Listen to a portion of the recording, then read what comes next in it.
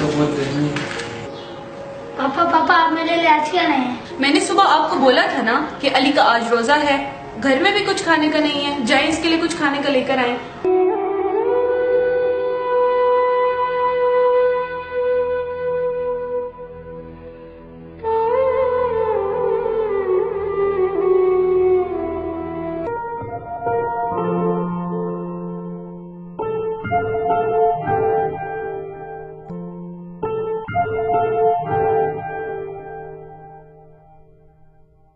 अस्सलामुअलैकुम। वालेकुम अस्सलाम। वजह नहीं की दे देना, 3 किलो खरबूजे दे। ठीक है जी। और 2 दर्जन केले दे। ठीक है ले लो।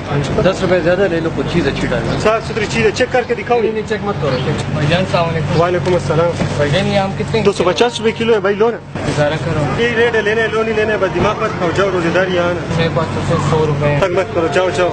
100 रुपए में क्या मिलते हैं, फ्रूट देने आगे।